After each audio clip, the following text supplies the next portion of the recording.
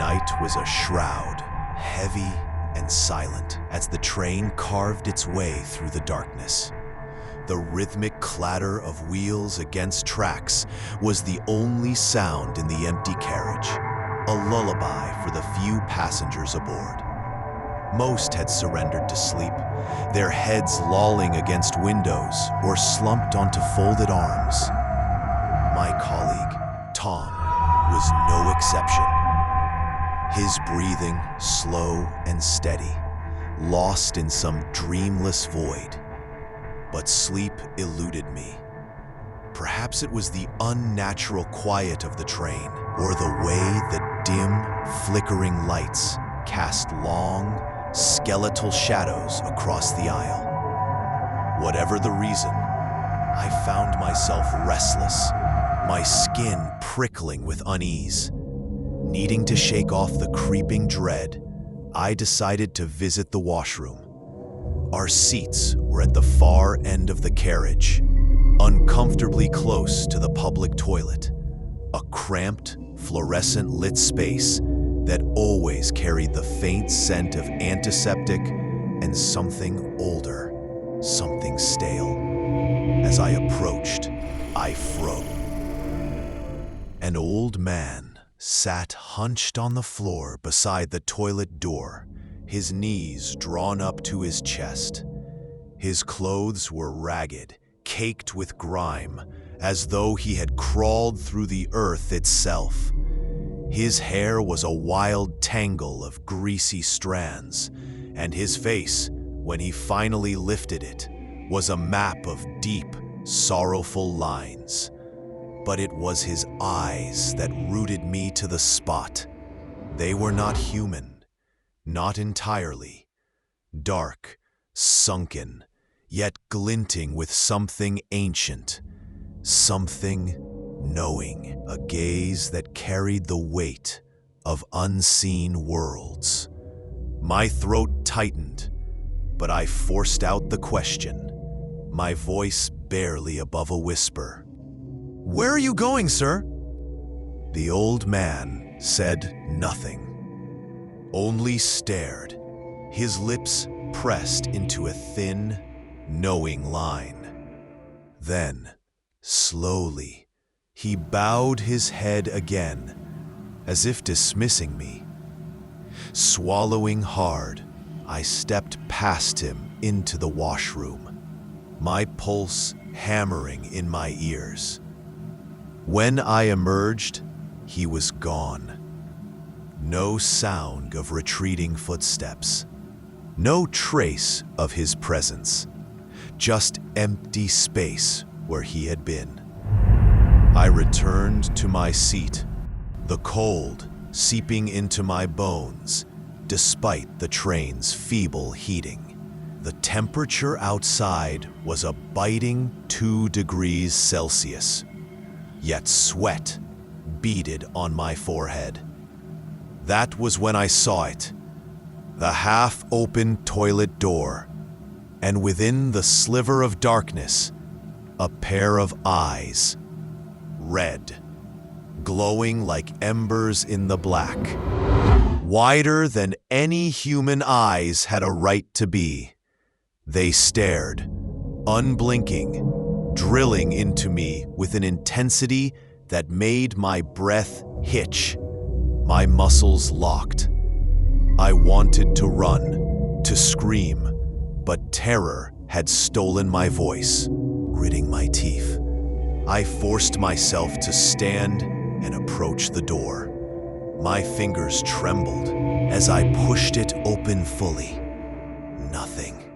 Just the empty bathroom, the flickering light, the scent of bleach and decay. I checked my watch. 2:30 a.m., the witching hour, the time when the veil between worlds grew thin. Somehow, I must have fallen asleep after that, because the next thing I knew, I was trapped in a nightmare. I stood in a vast, desolate landscape, breathtaking in its eerie beauty. The sky was a bruised purple, the air thick with the scent of damp earth and something metallic. A young boy walked beside me, his small hand clutching mine. "They will take me." He said, his voice hollow, distant. "Who will take you?" I asked.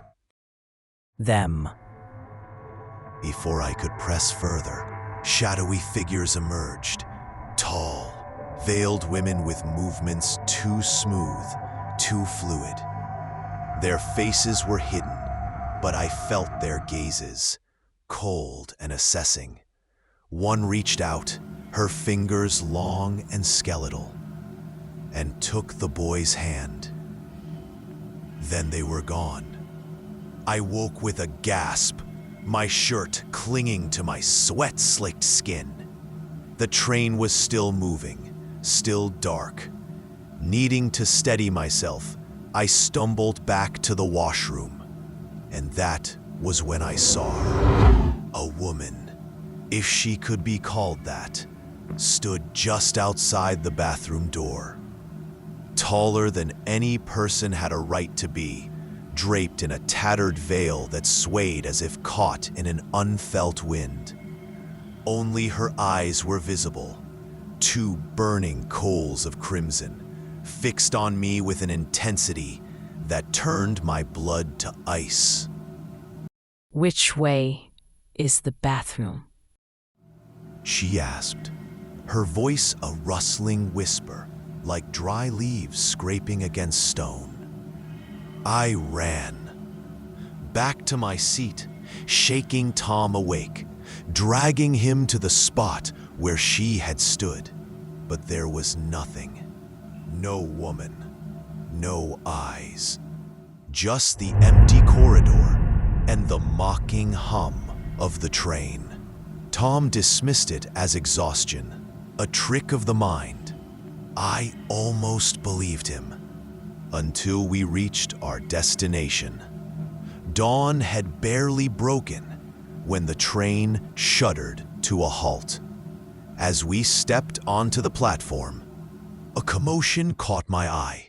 A group of men struggling to unload a coffin from the luggage carriage. Curiosity drew me closer. "Who is it?" I asked one of them. "A boy died last night." The man grunted, adjusting his grip on the wooden box. And then they opened the lid. My breath stopped. The boy inside was pale, his features peaceful in death. But I knew him. I had seen him in my dream. The same boy who had whispered, "They will take me." Even now, I feel those red eyes watching me from the shadows. I do not speak of it. Who would believe me? But I know now, with a certainty that chills me to the core, that there are things in this world beyond explanation, and some passengers are not meant to reach their destination.